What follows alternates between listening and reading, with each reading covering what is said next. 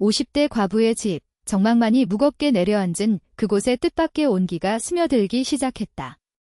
메마른 삶에 우연히 찾아든 젊은 하숙생의 그림자는 잊고 살았던 여인의 본능을 섬세하게 흔들어 깨웠다.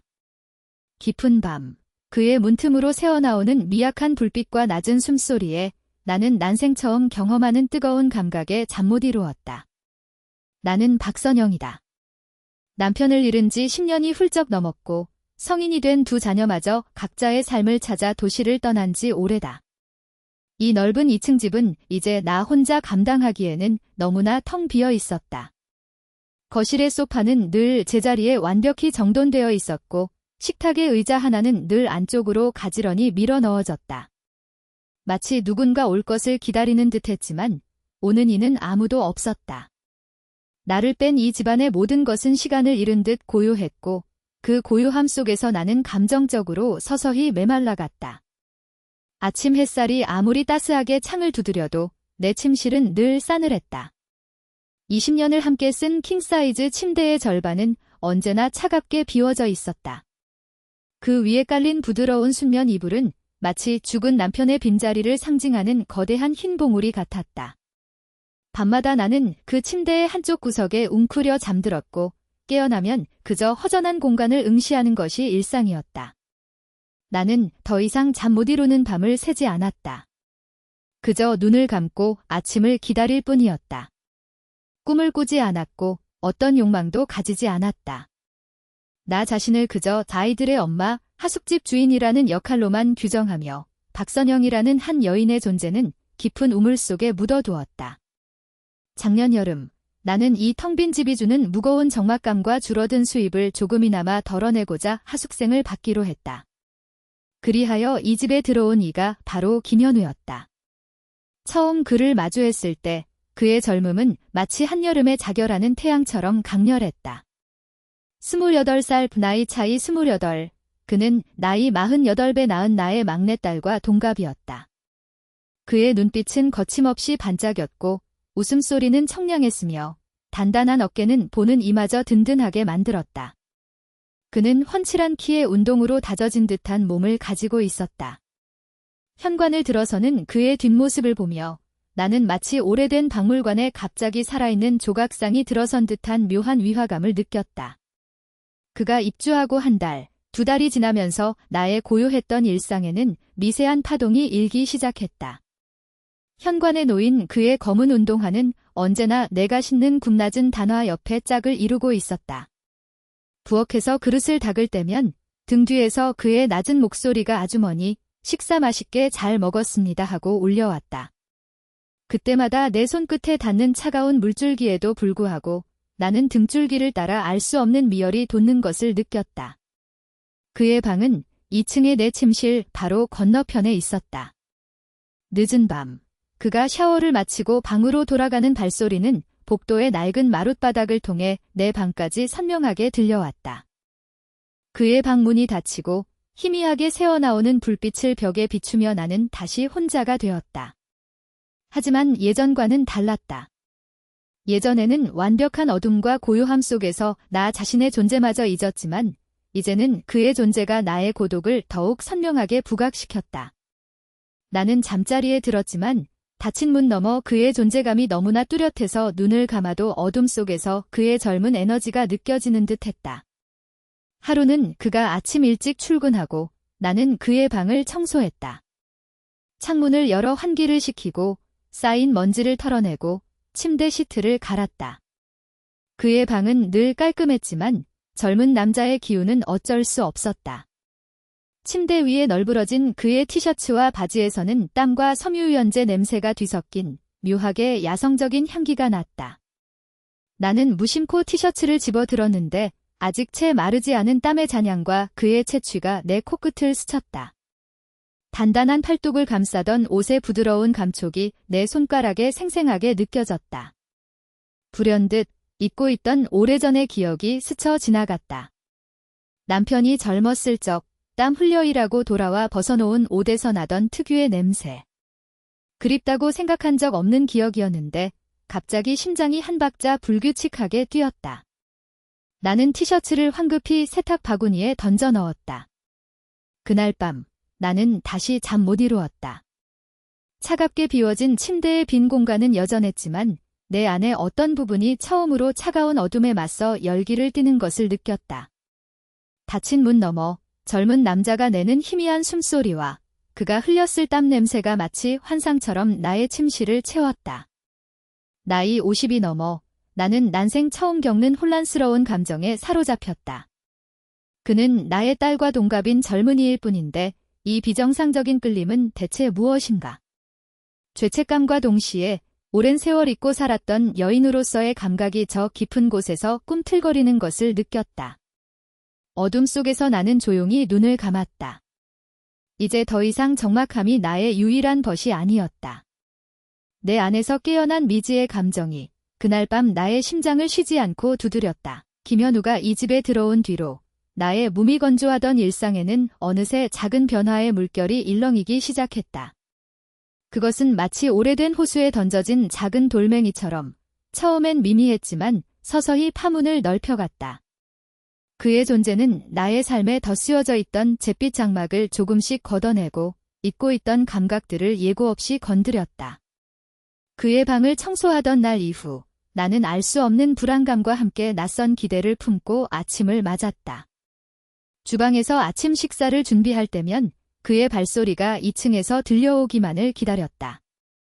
쿵, 쿵, 쿵 계단을 내려오는 그의 발소리는 무심한 듯 힘이 있었고 그 소리가 가까워질수록 나는 이상하게도 심장이 더욱 빠르게 뛰는 것을 느꼈다. 그가 현관으로 나서는 순간까지 나는 그의 등 뒤에서 시선을 떼지 못했다. 넓고 단단한 그의 어깨는 나의 오랜 삶 속에서 보지 못했던 강인함 그 자체였다. 그의 뒷모습이 시야에서 완전히 사라지고 나서야 나는 겨우 숨을 고를 수 있었다. 우리의 하루 중 가장 가까이 마주하는 시간은 저녁 식사였다. 나는 언제나 그의 식성을 고려해 음식을 준비했다. 국물 요리를 좋아하는 그를 위해 뜨거운 찌개를 끓였고 고기 반찬이 없으면 젓가락질이 뜸해지는 것을 보고 다음 날에는 꼭 제육볶음이나 불고기를 식탁에 올렸다. 그가 맛있게 먹는 모습을 볼 때면 텅 비었던 나의 마음 한구석이 묘하게 채워지는 듯 했다. 어느 날 저녁, 김치찌개를 끓이던 중이었다. 끓어오르는 찌개 냄새가 온 집안을 가득 채웠고 부엌은 수증기로 자욱했다. 찌개 냄새에 이끌렸는지 그가 평소보다 일찍 2층에서 내려왔다. 그는 주방으로 들어서며 무심코 내 뒤에 섰다. 아주머니, 뭐 도와드릴 일 있으세요? 그의 목소리는 등 뒤에서 울려 퍼졌고 나는 순간 몸이 굳어버렸다. 어깨에 닿을 듯 말 듯 가까워진 그의 숨결이 느껴졌다. 내 등 뒤로 그의 체온이 전해지는 듯 했다. 좁은 부엌 공간에서 나는 꼼짝없이 그의 존재감에 갇힌 듯 했다. 찌개를 젓던 내 손은 무의식 중에 멈춰버렸다. 왠지 모를 긴장감에 온몸이 경직되었다. 아, 아니요. 괜찮아요. 거의 다 됐어요. 나는 애써 침착한 목소리로 답했지만 내 목소리는 미세하게 떨리고 있었다. 얼굴은 또다시 뜨겁게 달아올랐고 심장은 마치 쿵쾅거리는 북소리처럼 가슴을 울렸다. 나는 그가 눈치챌까 봐 고개를 숙여 찌개를 휘저었다. 하지만 내 심장은 쉬지 않고 요동쳤고 나는 그의 숨소리에 온 신경을 곤두세웠다. 그는 잠시 서 있다가 뒤늦게 식탁에 앉았다. 나는 그가 식탁에 앉은 뒤에야 비로소 안도의 한숨을 내쉬며 고개를 들었다. 하지만 그가 앉아있는 곳에서 내 시선은 또다시 그의 어깨를 향했다. 셔츠 너머로 보이는 넓은 그의 어깨는 여전히 내 시선을 사로잡았다. 나는 다시 주저앉은 마음을 다잡고 애써 아무렇지 않은 척 찌개를 식탁에 올렸다. 그 후로도 그런 두연한 접촉은 점점 잦아졌다. 좁은 복도에서 마주칠 때면 늘 그가 먼저 벽으로 바싹 붙어 길을 비켜주곤 했다.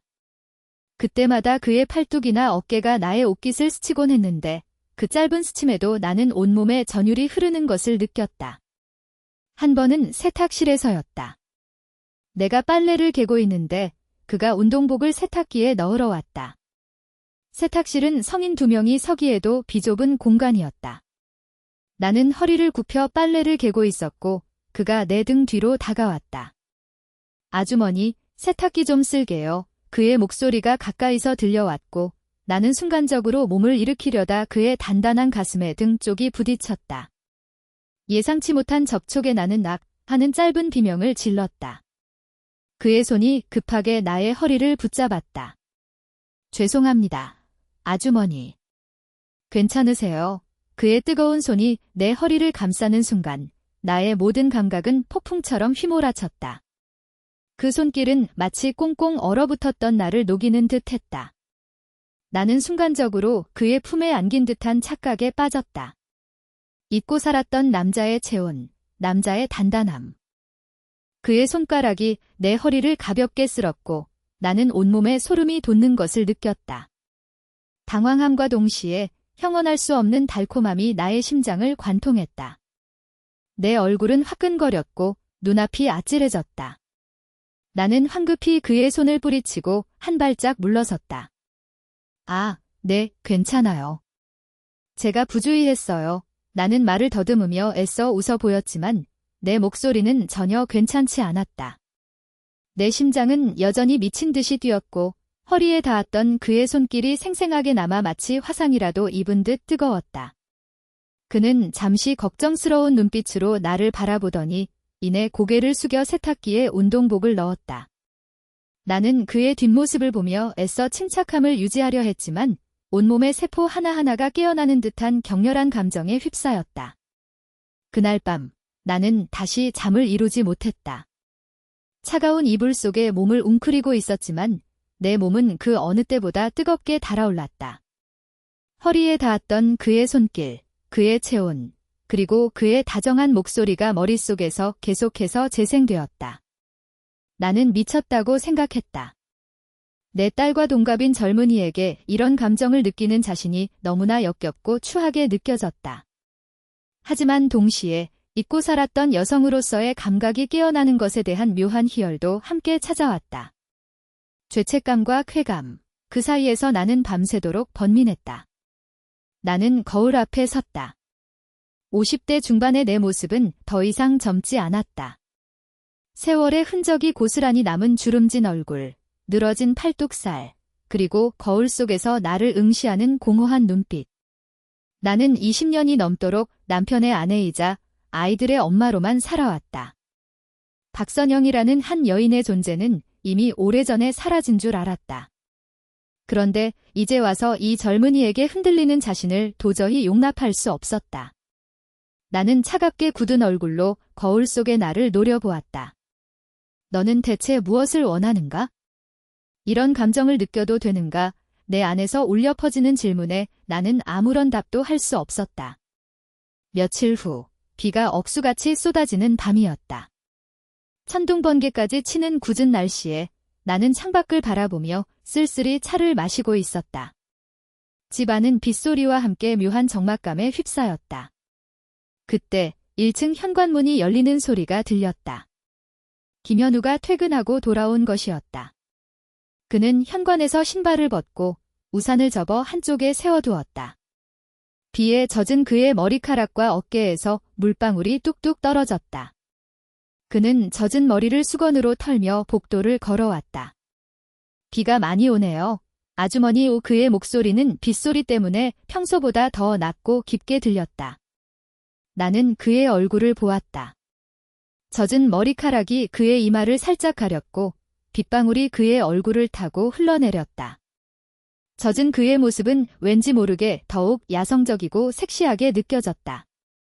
나는 순간적으로 심장이 멎는 듯 했다. 네, 조심해서 오시지. 괜찮아요. 많이 젖었네요. 나도 모르게 걱정스러운 목소리가 흘러나왔다. 그는 시익 웃으며 고개를 끄덕였다. 그의 미소는 빗소리 속에서 더욱 환하게 빛나는 듯 했다. 나는 순간적으로 그 미소에 매료되었다. 그는 이내 2층으로 올라갔다. 빗소리 속에서 그의 발소리는 평소보다 더욱 선명하게 들렸다. 그의 방문이 닫히고 다시 적막감이 집안을 감쌌다. 하지만 이제 그 적막감은 예전과는 달랐다. 그의 존재가, 그의 젖은 모습이, 그의 낮은 목소리가 나의 마음속을 가득 채웠다. 그날 밤, 나는 다시 잠 못 이루었다. 빗소리는 나의 고독을 더욱 깊게 만들었지만, 동시에 그의 존재가 나의 고독을 잠식하는 듯했다. 내 안에서 깨어난 미지의 감정은 이제 더 이상 작은 파동이 아니었다. 그것은 마치 폭풍 전야의 거친 파도처럼 나의 이성과 감성을 송두리째 흔들고 있었다. 나는 침대 위에서 뒤척이며 빗소리 속에서 나의 혼란스러운 마음을 애써 다스리려 했다. 죄책감과 열망, 그 사이에서 나는 길을 잃은 듯했다. 나는 이 길의 끝이 어디인지 알 수 없었지만 한 가지 확실한 것은 나는 더 이상 예전의 박선영이 아니라는 것이었다. 김현우가 이 집에 들어온 뒤로 나의 무미건조하던 일상에는 어느새 작은 변화의 물결이 일렁이기 시작했다.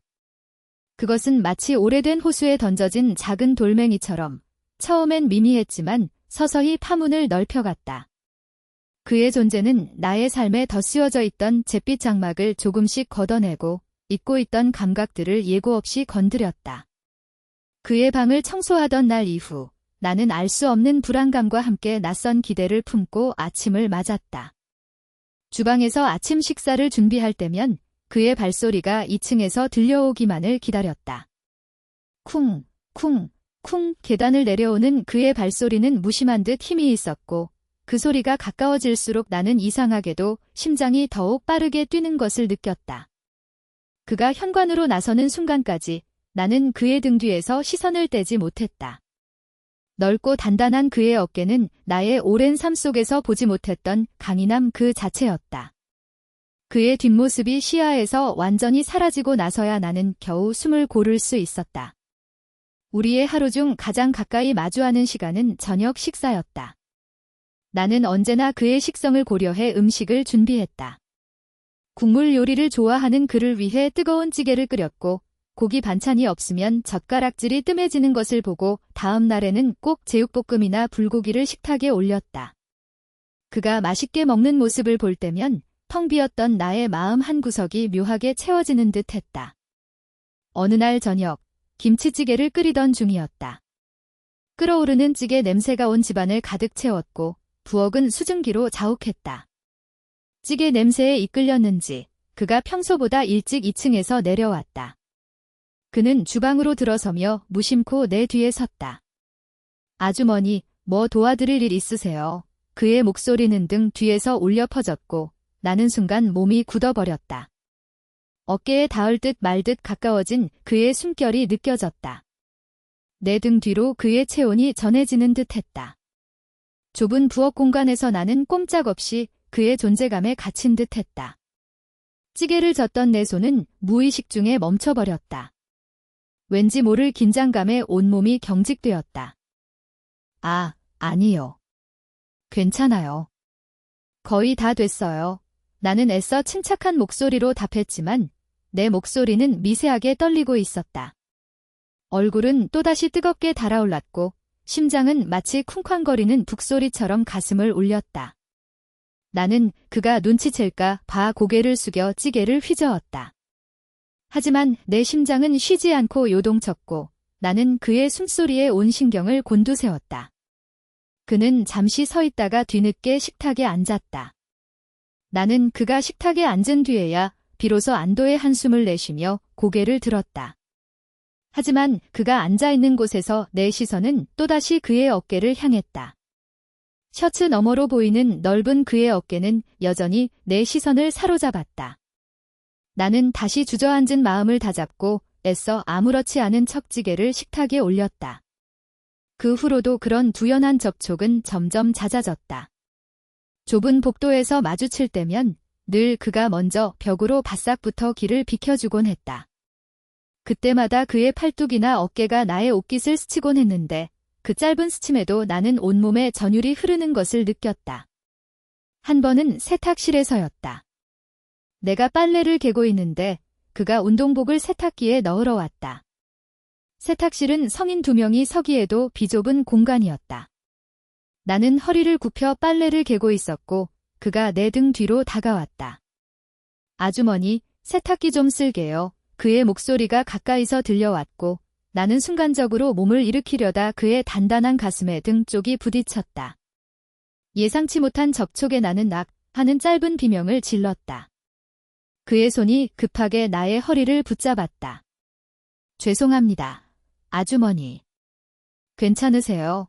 그의 뜨거운 손이 내 허리를 감싸는 순간 나의 모든 감각은 폭풍처럼 휘몰아쳤다.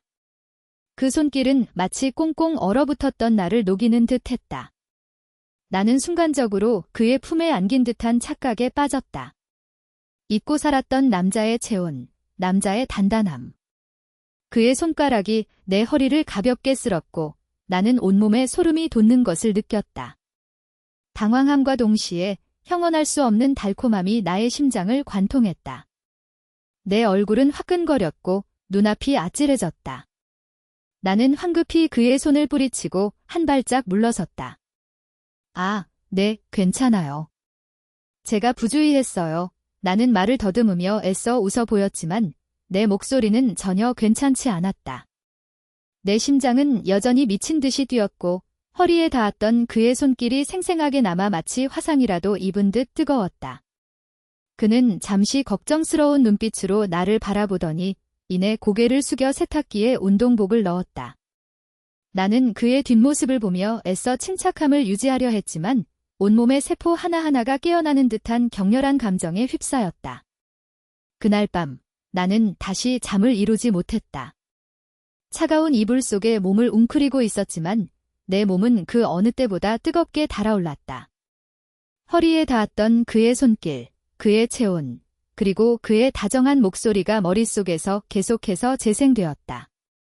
나는 미쳤다고 생각했다.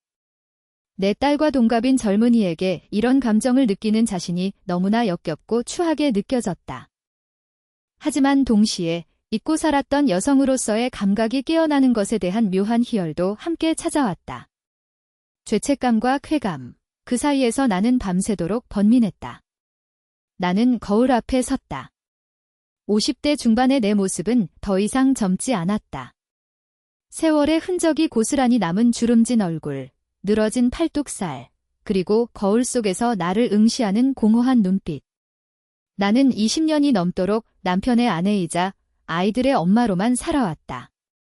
박선영이라는 한 여인의 존재는 이미 오래전에 사라진 줄 알았다. 그런데 이제 와서 이 젊은이에게 흔들리는 자신을 도저히 용납할 수 없었다. 나는 차갑게 굳은 얼굴로 거울 속의 나를 노려보았다. 너는 대체 무엇을 원하는가? 이런 감정을 느껴도 되는가? 내 안에서 울려 퍼지는 질문에 나는 아무런 답도 할 수 없었다.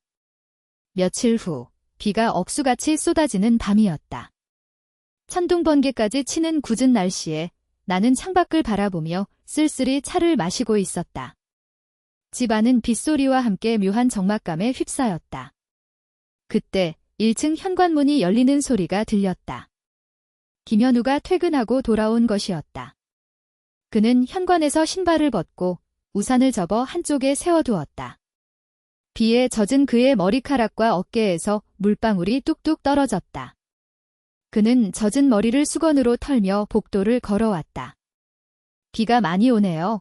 아주머니. 그의 목소리는 빗소리 때문에 평소보다 더 낮고 깊게 들렸다. 나는 그의 얼굴을 보았다. 젖은 머리카락이 그의 이마를 살짝 가렸고 빗방울이 그의 얼굴을 타고 흘러내렸다. 젖은 그의 모습은 왠지 모르게 더욱 야성적이고 섹시하게 느껴졌다. 나는 순간적으로 심장이 멎는 듯 했다. 네, 조심해서 오시지. 괜찮아요. 많이 젖었네요. 나도 모르게 걱정스러운 목소리가 흘러나왔다. 그는 시익 웃으며 고개를 끄덕였다. 그의 미소는 빗소리 속에서 더욱 환하게 빛나는 듯 했다. 나는 순간적으로 그 미소에 매료되었다. 그는 이내 2층으로 올라갔다. 빗소리 속에서 그의 발소리는 평소보다 더욱 선명하게 들렸다. 그의 방문이 닫히고 다시 적막감이 집안을 감쌌다. 하지만 이제 그 적막감은 예전과는 달랐다. 그의 존재가, 그의 젖은 모습이, 그의 낮은 목소리가 나의 마음속을 가득 채웠다. 그날 밤 나는 다시 잠 못 이루었다. 빗소리는 나의 고독을 더욱 깊게 만들었지만 동시에 그의 존재가 나의 고독을 잠식하는 듯했다. 내 안에서 깨어난 미지의 감정은 이제 더 이상 작은 파동이 아니었다. 그것은 마치 폭풍전야의 거친 파도처럼 나의 이성과 감성을 송두리째 흔들고 있었다. 나는 침대 위에서 뒤척이며 빗소리 속에서 나의 혼란스러운 마음을 애써 다스리려 했다. 죄책감과 열망, 그 사이에서 나는 길을 잃은 듯했다. 나는 이 길의 끝이 어디인지 알 수 없었지만 한 가지 확실한 것은 나는 더 이상 예전의 박선영이 아니라는 것이었다. 그로부터 며칠 뒤 나의 혼란스러운 마음은 결국 몸까지 병들게 했다. 잠 못 드는 밤은 계속되었고 식사는 점점 거르기 일쑤였다. 어느 날 아침 잠에서 깨어났을 때 온몸에 힘이 쭉 빠지고 머리가 깨질 듯 아팠다. 온몸이 으슬으슬 떨려왔고 이마에 손을 대보니 열이 펄펄 끓고 있었다. 나는 이불을 머리끝까지 끌어올리고 눈을 감았다. 평생 가족들을 돌보느라 내 몸 하나 제대로 돌보지 못했던 나의 삶이 파노라마처럼 스쳐 지나가는 듯했다. 이런 초라한 모습으로 김현우에게 보여질 수는 없다고 생각했다. 나는 그저 모든 것이 지나가기를 바랄 뿐이었다. 하지만 그는 눈치챘다. 내가 아침 식사를 준비하지 않는 날은 처음이었다. 그는 2층에서 내려와 현관으로 향하다 텅 빈 주방을 보고 고개를 갸웃거렸다. 그리고는 조용히 내 방문 앞으로 다가왔다. 아주머니, 괜찮으세요? 낮고 다정한 그의 목소리가 문 밖에서 들려왔다. 나는 대답할 기운조차 없었다. 목소리를 내자니 목이 칼칼하고 아팠다. 침묵이 흐르자 그는 걱정스러운 듯 다시 한번 나를 불렀다. 아주머니, 혹시 아프신가요? 문 좀 열어보세요. 나는 그에게 이런 약한 모습을 보이고 싶지 않았다. 하지만 몸은 내 의지대로 움직이지 않았다. 문을 열고 싶어도 일어날 힘조차 없었다. 결국 그는 초인종을 눌렀다. 띵동, 띵동. 몇 번의 초인종 소리에 나는 겨우 몸을 일으키려 애썼지만 어지러움에 다시 침대에 쓰러지고 말았다. 그때 문이 스르륵 열리는 소리가 들렸다. 그는 문이 잠겨있지 않은 것을 확인하고 조심스럽게 방으로 들어온 것이었다. 그의 발소리가 가까워졌다. 나는 차마 고개를 들 수 없어 이불 속에 파묻혔다. 그때 그의 따뜻한 손이 내 이마에 닿았다. 뜨거운 체온이 그의 손끝을 통해 전해지는 듯했다. 아주머니, 열이 너무 심하신데요. 병원에 가셔야겠어요. 그의 목소리는 다급하고 걱정스러웠다. 나는 힘없이 고개를 저었다. 아니, 괜찮아. 라고 말하고 싶었지만 목소리가 나오지 않았다. 그는 잠시 망설이는 듯하더니 이내 이불을 걷어내고 내 옆에 털썩 앉았다. 그의 얼굴이 내 눈앞에 가까이 다가왔다. 젊고 생기 넘치는 그의 얼굴을 보자 나는 나의 초라하고 병든 모습이 더욱 부끄럽게 느껴졌다. 아주머니, 그러다 큰일 나세요. 제가 병원 데려다 드릴게요. 혼자 가기 힘드실 텐데 그는 마치 어미 새가 아픈 새끼를 돌보듯 조심스럽게 나를 일으켜 앉혔다. 그의 단단한 팔이 나의 등을 감싸는 순간 나는 온몸에 전율이 흐르는 것을 느꼈다. 잊고 살았던 남자의 품, 남자의 온기. 나는 그에게 몸을 기대고 싶은 충동을 억누르려 애썼지만 몸은 이미 그의 품에 반쯤 안겨 있었다. 그의 강한 팔뚝은 나의 허리를 단단히 지지했고 나는 그의 어깨에 얼굴을 파묻은 채 숨을 골랐다. 그의 채취가 내 코끝을 스쳤다. 섬유유연제 냄새와 땀 냄새가 뒤섞인 묘하게 야성적인 그의 향기. 그것은 내가 지난 밤들 동안 갈망했던 바로 그 향기였다. 그의 품에 안겨 침대에서 일어나는 동안 내 몸은 그 어느 때보다 나약하고 무력했다. 나는 그의 도움 없이는 단 한 발자국도 움직일 수 없었다. 그의 손이 나의 허리를 받치고 다른 한 손은 나의 팔을 부드럽게 감쌌다. 그의 손길이 내 살갗에 닿을 때마다 나는 뜨거운 열기가 온몸에 퍼지는 것을 느꼈다.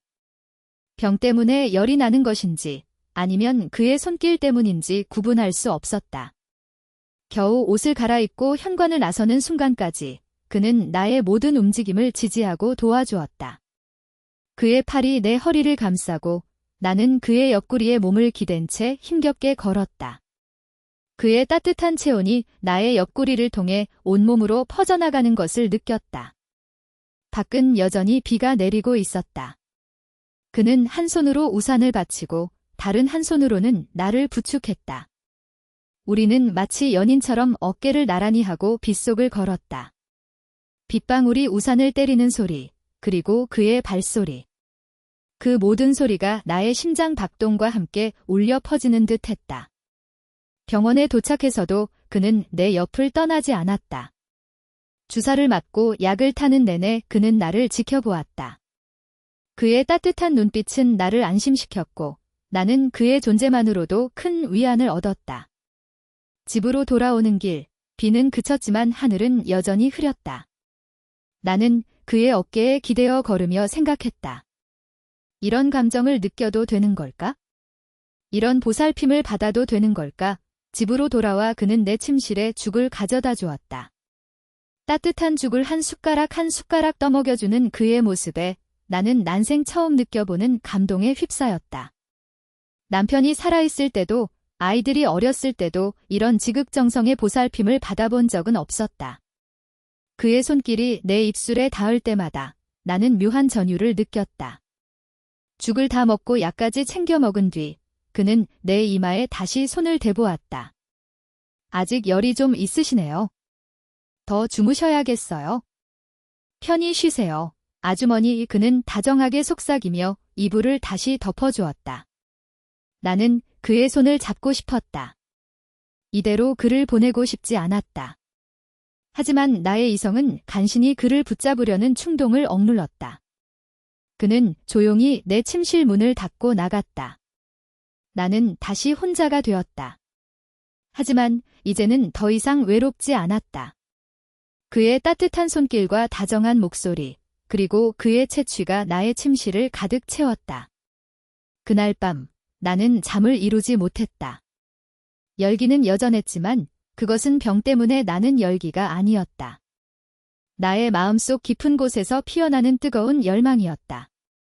그의 손길이 닿았던 허리와 팔, 그리고 그의 품에 안겼던 순간의 감촉이 생생하게 남아 나를 괴롭혔다. 나는 죄책감에 시달리면서도 동시에 오랜만에 느껴보는 여성으로서의 감각에 전율했다.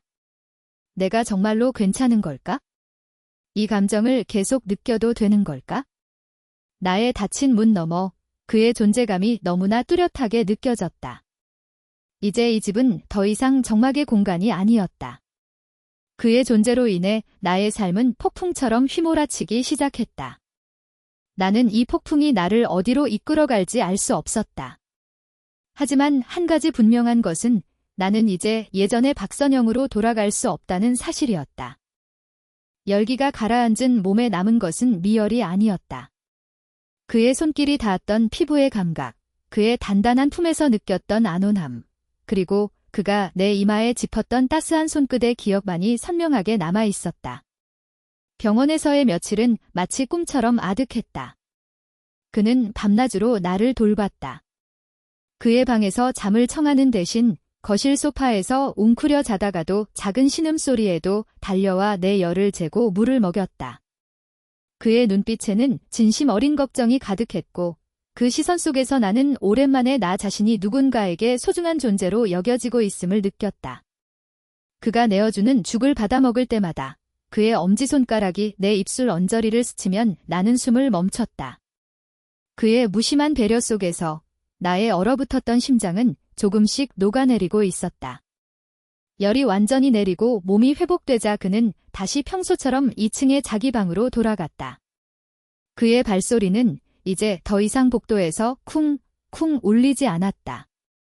조용히, 그러나 단호하게 나의 공간으로 돌아간 그의 침묵은 다시 나를 고독의 한가운데로 밀어넣었다. 하지만 이 고독은 예전의 그것과는 달랐다. 그의 온기로 채워진 기억들이 고스란히 남아 내 안에서 아우성쳤다.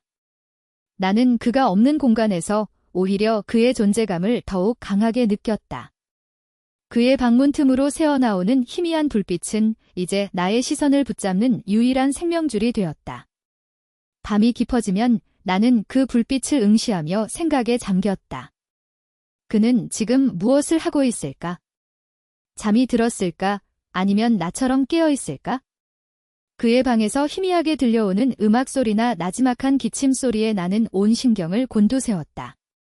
혹시 그가 다시 내려올까 봐, 아니면 내가 그에게 어떤 신호라도 보낼 수 있을까 봐 죄책감은 여전했다. 딸과 동갑인 젊은 남자에게 이런 감정을 느끼는 것은 분명 비정상적인 일이었다. 하지만 병을 핑계로 그의 품에 안겼던 순간의 달콤함은 나를 다시 예전의 무감각한 박선영으로 돌아가지 못하게 했다. 나는 딜레머에 빠졌다. 이 달콤한 고통 속에서 허우적거리는 나 자신을 도저히 통제할 수 없었다. 며칠 후 다시 비가 내렸다. 장마가 시작된 듯 하늘은 연일 잿빛이었다. 빗소리는 나의 마음을 더욱 침잠하게 만들었지만 동시에 그의 존재를 더욱 갈망하게 했다. 밤 11시 나는 거실에서 텔레비전을 켜놓고 멍하니 앉아 있었다. 화면 속 드라마는 사랑과 이별을 이야기했지만 나의 마음에는 아무런 감흥도 일지 않았다. 그저 빗소리가 나의 고독을 더욱 선명하게 만들 뿐이었다.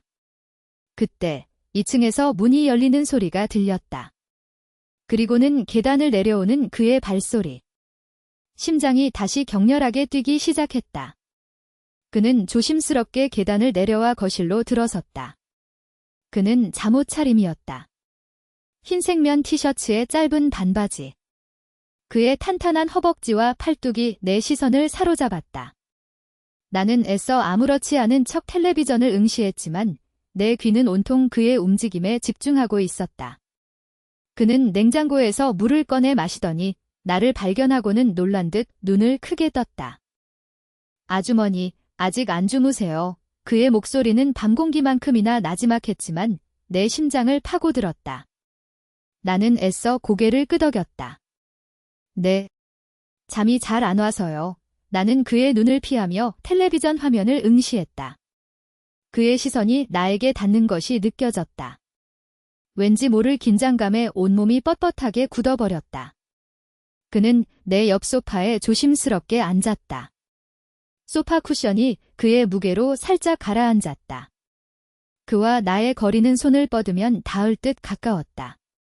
그의 몸에서 풍겨오는 섬유유연제 냄새와 묘하게 야성적인 그의 채취가 나의 코끝을 스쳤다. 나는 숨을 멈췄다. 아직 컨디션이 안 좋으신 건 아니죠? 병원 다녀오시고 괜찮으신가 해서 그의 목소리는 여전히 걱정스러웠다. 나는 고개를 저었다. 아니요, 괜찮아요. 이제 다 나았어요. 걱정해줘서 고마워요. 현우 씨, 나는 그의 이름을 처음으로 불렀다. 그의 이름이 내 입술을 통해 흘러나오자 왠지 모를 전율이 흘렀다. 그는 시익 웃으며 고개를 끄덕였다. 그의 미소는 빗소리 속에서 더욱 환하게 빛나는 듯했다. 나는 순간적으로 그 미소에 매료되었다. 우리는 아무 말 없이 텔레비전을 함께 응시했다. 화면 속 드라마는 이제 엔딩을 향해 가고 있었다. 드라마가 끝나자 적막감이 다시 거실을 감쌌다. 빗소리만이 우리의 침묵을 채웠다. 나는 왠지 모르게 그의 존재가 나의 고독을 잠식하는 듯한 기분을 느꼈다. 그와 함께 있는 이 순간이 나의 오랜 고독을 위로하는 듯했다. 아주머니, 혹시 불편한 건 없으세요? 제가 뭐 도와드릴 일이라도. 그의 목소리가 다시 적막을 깼다. 나는 고개를 저었다. 아니요, 괜찮아요. 그동안 현우 씨가 많이 도와줘서. 고마워요. 나는 진심으로 감사하는 마음을 전했다. 그의 존재는 나의 삶에 예상치 못한 온기와 활력을 불어넣었다. 그가 없었다면 나는 여전히 차가운 고독 속에서 허우적거리고 있었을 것이다. 그는 잠시 망설이는 듯하더니 이내 내게 조심스럽게 물었다. 아주머니는 혼자 이렇게 지내시는 거 안 외로우세요? 그의 질문에 나는 순간적으로 숨을 멈췄다. 나의 가장 깊은 곳에 숨겨져 있던 상처를 그가 건드린 듯했다. 나는 차마 대답할 수 없었다.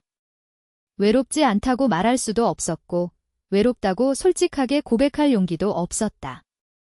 나의 침묵은 그의 질문에 대한 대답이 되었다. 그는 조용히 내 어깨에 손을 얹었다. 그의 손길은 따뜻했고 부드러웠다. 나는 순간적으로 그의 품에 안기고 싶은 충동을 느꼈다. 잊고 살았던 남자의 온기, 남자의 위로. 나는 그의 손길에 나의 몸이 녹아내리는 듯한 기분을 느꼈다. 빗소리가 더욱 거세졌다. 천둥번개까지 치는 궂은 날씨에 나는 그의 품에 안긴 채 이 모든 것을 잊고 싶었다. 아주머니, 힘드셨죠? 그의 목소리는 나의 귀를 파고들었다. 그 목소리에는 연민과 위로, 그리고 알 수 없는 감정이 뒤섞여 있었다. 나는 차마 고개를 들 수 없었다. 나의 눈에서는 뜨거운 눈물이 흘러내렸다. 나는 수십 년간 억눌러왔던 감정을 그의 품에서 터뜨렸다. 나의 슬픔, 나의 고독, 나의 외로움. 모든 것이 그의 따뜻한 손길 속에서 녹아내리는 듯했다. 그는 아무 말 없이 나를 안아주었다. 그의 단단한 팔이 나의 등을 감쌌고 나는 그의 품에 안긴 채 한참을 울었다. 그의 품은 따뜻했고 그의 채취는 나를 안정시켰다. 빗소리는 나의 흐느낌을 감춰주었고 나는 그 순간 세상에 우리 둘만이 존재하는 듯한 기분을 느꼈다. 죄책감은 사라졌다.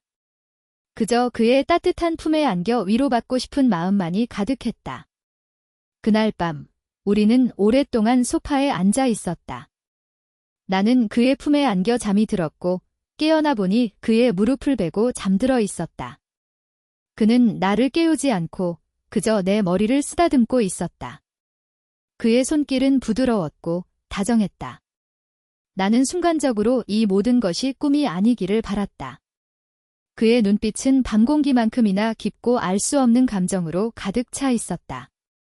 그는 나를 조용히 응시하다가 이내 내 머리를 조심스럽게 쓰다듬었다. 나는 그의 손길에 온몸이 녹아내리는 듯한 기분을 느꼈다. 왠지 모르게 그의 시선 속에서 나의 잊고 살았던 여성으로서의 존재감이 다시 살아나는 듯했다. 죄책감은 여전했지만 그 달콤한 감각은 나를 압도했다. 그 후로도 그런 밤은 종종 이어졌다. 빗소리가 거세게 내리는 밤, 텔레비전을 핑계 삼아 거실 소파에 앉아 있다가 그의 발소리가 들리면 나는 심장이 멎는 듯한 긴장감에 사로잡혔다. 그는 늘 조용히 내려와 나의 옆에 앉았고 우리는 아무 말 없이 함께 시간을 보냈다. 때로는 그가 나의 어깨를 안아주기도 했고 때로는 내가 그의 무릎을 베고 잠들기도 했다. 우리의 스킨십은 더욱 대담해졌고 나는 그의 체온에 나의 몸이 반응하는 것을 느꼈다. 그러던 어느 날 나의 딸이 미국에서 갑자기 전화를 걸어왔다. 엄마, 나 다음 주에 잠깐 한국 들어가. 오랜만에 엄마도 보고 현우 오빠도 얼굴 좀 볼까 해서 딸의 말에 나는 순간적으로 심장이 멎는 듯 했다. 딸은 현우와 동갑이었다. 그녀에게 하숙생 현우 오빠는 단지 엄마 집에 살고 있는 자는 오빠일 뿐이었다. 나는 혼란스러웠다. 딸이 우리 관계를 눈치챌까 봐 두려웠고 동시에 이 모든 것이 끝날 수도 있다는 불안감에 휩싸였다. 아, 그래. 잘 됐다.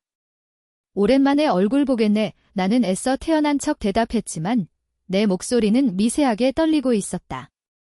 딸은 나의 변화를 눈치채지 못했지만 나는 이미 불안감에 휩싸였다. 딸의 방문은 우리 관계에 드리워진 그림자였다. 나는 현우에게 딸이 온다는 사실을 알렸다. 그는 잠시 놀란 듯했지만 이내 고개를 끄덕였다. 네, 알겠습니다. 신경 쓰지 마세요, 아주머니. 제가 알아서 잘 하겠습니다. 그의 말은 나를 안심시켰지만 동시에 우리의 관계가 얼마나 위태로운지 다시 한번 일깨워 주었다. 며칠 후 딸이 한국에 도착했다. 딸은 밝고 활기찬 모습이었다. 오랜만에 만난 딸은 나에게 잔소리를 퍼부었다. 엄마, 왜 이렇게 마른 거야? 밥도 잘 안 먹었어? 그리고 집은 왜 이렇게 어두워? 칙칙하게 딸의 잔소리에 나는 애써 웃어 보였다. 딸은 현우를 보자 반갑게 인사했다. 오빠, 오랜만이에요. 잘 지내셨어요? 현우는 딸에게 상냥하게 웃으며 인사했다. 두 사람이 대화하는 모습을 보자 나는 왠지 모를 불안감에 휩싸였다. 딸은 현우에게 서슴없이 질문을 던졌고 현우는 능숙하게 대답했다. 나는 두 사람의 대화를 들으며 왠지 모르게 초조해졌다. 그날 저녁, 우리는 함께 식사를 했다. 딸은 현우와 이런저런 이야기를 나누며 즐거워했다. 나는 두 사람을 번갈아 보며 애써 침착함을 유지하려 했다. 하지만 내 안에서는 불안감이 끊임없이 요동쳤다. 딸은 나의 변화를 눈치채지 못했지만 나의 표정은 점점 굳어갔다. 엄마, 근데 요즘 좀 이상하다. 화장도 안 하던 엄마가 화장도 하고 옷도 밝은 색으로 입고 혹시 남자친구라도 생겼어? 딸의 질문에 나는 순간적으로 숨을 멈췄다. 그녀는 아무렇지 않게 웃으며 말했지만 그 말은 나의 심장을 칼로 찌르는 듯 했다. 나는 애써 웃으며 고개를 저었다. 무슨 소리야? 엄마가 무슨 남자친구? 그냥 나이 드니까 좀 꾸미고 싶어서 그런 거지. 나는 애써 태어난 척 대답했지만 내 목소리는 미세하게 떨리고 있었다. 현우는 아무 말 없이 밥을 먹고 있었다. 나는 그의 표정을 살폈지만 그는 아무런 반응도 보이지 않았다. 딸은 나의 대답에 고개를 갸웃거렸지만 더 이상 질문을 던지지는 않았다. 식사 후 딸은 거실에서 현우와 함께 텔레비전을 보고 있었다. 나는 부엌에서 설거지를 하며 두 사람의 대화를 엿들었다. 딸은 현우에게 자신의 유학 생활에 대해 이야기했고 현우는 진지하게 들어주었다. 두 사람의 다정한 모습을 보자 나는 왠지 모르게 소외감을 느꼈다. 그들은 젊음이라는 공통분모를 가지고 있었고 나는 그들 사이에 낄 수 없는 이방인이었다. 밤이 깊어지자 딸은 내 방으로 들어와 함께 잠을 청했다. 딸은 잠자리에 들기 전 다시 한번 나에게 말했다. 엄마, 진짜 남자친구 생긴 거 아니지? 현우 오빠랑 너무 친해 보여서 깜짝 놀랐네. 엄마, 우리 집안 체면도 있고 사람들한테 이상한 소리 듣는 건 싫잖아. 딸의 말은 나의 심장을 다시 한번 얼어붙게 했다. 그녀는 나의 행복보다 체면을 먼저 언급했다. 나는 차마 대답할 수 없었다. 죄책감과 동시에 나의 딸에게조차 솔직할 수 없는 나의 상황이 비참하게 느껴졌다. 나는 애써 잠든 척 눈을 감았다. 하지만 딸의 말은 나의 귓가에 맴돌았고 나는 밤새도록 잠을 이루지 못했다. 다음 날 현우는 아침 일찍 나갔다. 딸은 현우가 출근하는 모습을 보고 고개를 갸웃거렸다. 오빠, 원래 저렇게 아침 일찍 나가? 엄마, 현우 오빠 요즘 여자친구 생겼어? 주말에도 어디론가 나가는 것 같던데. 딸의 질문에 나는 순간적으로 숨을 멈췄다. 현우에게 여자친구가 있을 수도 있다는 생각은 나의 머릿속을 스쳐 지나갔지만 나는 그 사실을 외면하고 있었다. 나는 애써 모르는 척 대답했다. 글쎄, 엄마는 잘 모르겠네. 아마 학교 친구들 만나러 가는 거겠지? 딸은 나의 대답에 만족하지 못한 듯 했지만 더 이상 질문을 던지지는 않았다. 나는 불안했다. 현우에게 여자친구가 있다면 우리 관계는 어떻게 되는 것일까? 아니, 애초에 관계라고 부를 수 있는 것일까? 나는 다시 혼란스러움에 휩싸였다. 딸이 한국에 머무는 일주일 동안 나는 현우와 단둘이 있을 수 없었다. 우리는 서로를 피했고 시선을 마주하는 것조차 조심스러웠다. 그의 방문 틈으로 새어나오던 불빛은 더 이상 나의 생명줄이 아니었다. 그것은 오히려 나의 죄책감을 더욱 선명하게 비추는 빛이 되었다. 딸의 존재는 우리 사이에 거대한 벽을 세웠고 나는 그 벽 앞에서 무력하게 서 있을 수밖에 없었다. 딸이 다시 미국으로 돌아가던 날, 나는 공항으로 향하는 차 안에서 복잡한 심경에 사로잡혔다. 딸이 떠나면 다시 현우와 단둘이 남을 것이다. 우리의 관계는 어떻게 될까? 죄책감과 동시에 그의 존재를 다시 갈망하는 나의 마음은 여전히 변하지 않았다. 공항에서 딸을 배웅하고 집으로 돌아오는 길, 나는 텅 빈 뒷좌석을 응시하며 생각했다. 나의 고독은 여전했고 나의 갈망은 더욱 커졌다. 집으로 돌아오자 다시 적막감이 나를 맞았다. 하지만 이제는 그 적막감이 예전의 그것과는 달랐다. 그의 존재가, 그의 온기가, 그리고 나의 딸이 남기고 간 체면이라는 그림자가 나의 고독을 더욱 깊게 만들었다. 나는 2층으로 올라가 그의 방문 앞에 섰다. 문틈으로 새어나오는 불빛은 여전했지만 나는 그 불빛 앞에서 망설였다. 이 문을 열면 나는 무엇을 마주하게 될까? 나의 혼란스러운 마음은 빗소리와 함께 요동쳤고 나는 그 문 앞에서 한참을 서 있었다. 이제 나의 길은 어디로 향해야 할까? 나는 이 폭풍 속에서 길을 잃은 듯 했다. 옷딸이 떠난 뒤 집은 다시 정적에 휩싸였다. 하지만 이 정적은 이전의 그것과는 확연히 달랐다. 텅 빈 공간은 여전했지만 그 안에는 딸의 날카로운 시선과 현우의 깊은 눈빛, 그리고 나의 혼란스러운 욕망이 복잡하게 뒤엉켜 있었다. 딸의 방문은 우리 사이에 드리워진 거대한 그림자였다. 그녀의 체면지라는 단어는 나의 심장을 다시금 차갑게 조여왔고 나는 그 앞에서 너무나 나약한 존재였다. 현우는 딸이 있는 동안 최대한 거리를 두려 애썼다. 늦은 밤, 거실 소파에 내가 앉아 있어도 그는 2층에서 내려오지 않았다.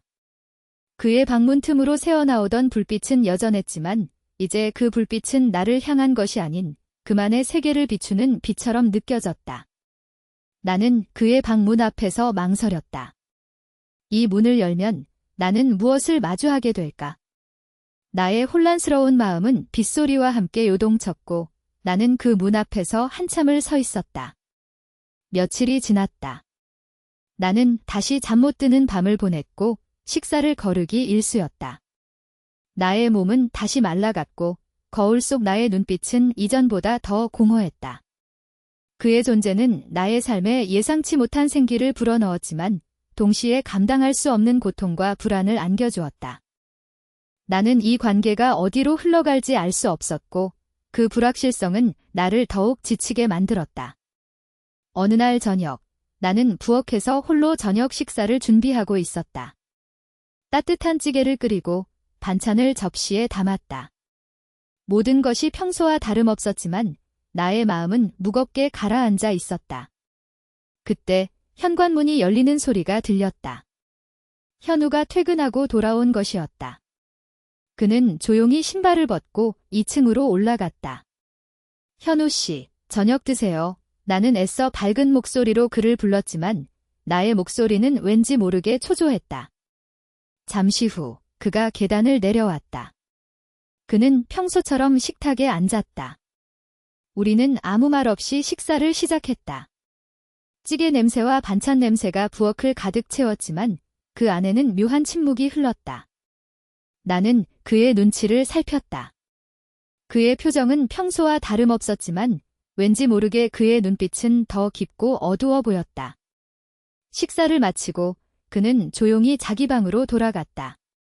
나는 그의 뒷모습을 보며 생각했다. 이제는 끝인가 이 나의 마음은 다시금 차갑게 식어갔다. 밤이 깊어지자 빗방울이 다시 창문을 두드리기 시작했다. 나는 거실 소파에 앉아 빗소리를 들었다. 그의 방문 틈으로 새어나오는 불빛은 여전히 나를 유혹하는 듯했다. 나는 잠 못 드는 밤을 보낼 것이 분명했다. 그 다음 날이었다. 아침 일찍 현우의 방에서 무언가 부산스러운 소리가 들렸다. 나는 잠에서 깨어나 그의 방문을 응시했다. 무슨 일일까? 나는 궁금증을 참지 못하고 조용히 2층으로 올라갔다. 그의 방문 앞에는 커다란 이삿짐 상자들이 쌓여 있었다. 나는 순간적으로 심장이 멎는 듯했다. 현우 씨. 무슨 일이에요? 나는 떨리는 목소리로 그를 불렀다. 그는 놀란 듯 고개를 들었다. 그의 얼굴에는 미안함과 당황스러움이 뒤섞여 있었다. 아주머니, 죄송합니다. 말씀드릴 타이밍을 놓쳐서 그의 목소리는 평소보다 더 낮고 조심스러웠다. 나는 그의 말을 믿을 수 없었다. 이삿짐 상자들, 그리고 그의 눈빛. 모든 것이 이별을 암시하고 있었다. 가는 거예요. 나의 목소리는 갈라져 나왔다. 그는 고개를 끄덕였다. 나의 눈에서는 뜨거운 눈물이 흘러내렸다. 나는 그 자리에서 주저앉고 싶었지만 애써 참았다. 그의 눈빛에는 미안함과 함께 알 수 없는 슬픔이 깃들어 있었다. 네, 아주머니. 학교 근처에 작은 오피스텔을 구하게 돼서 갑작스럽게 됐습니다. 그는 애써 변명했지만 그의 말은 나의 귀에 들어오지 않았다. 나는 그가 나의 곁을 떠난다는 사실만을 인지할 뿐이었다. 나의 마음은 다시금 차갑게 식어갔다. 그의 존재로 인해 피어났던 모든 감정들이 한순간에 사라지는 듯 했다. 왜 갑자기? 나는 그의 눈을 응시하며 물었다. 그는 잠시 망설이는 듯하더니 이내 깊은 한숨을 내쉬었다. 아주머니, 제가 아주머니께 너무 큰 혼란을 드린 것 같습니다. 아주머니 딸도 돌아오고 이 관계가 옳지 않다는 것을 저도 압니다. 그의 말은 나의 심장을 칼로 찌르는 듯 했다. 그는 우리가 관계였다는 것을 인정했고 동시에 그 관계가 옳지 않다는 것을 명확히 했다. 나의 눈에서는 눈물이 멈추지 않았다. 나는 그의 얼굴을 똑바로 볼 수 없었다. 아주머니께서 저를 많이 도와주시고 위로해 주셨습니다. 덕분에 저도 오랜만에 따뜻함을 느꼈습니다.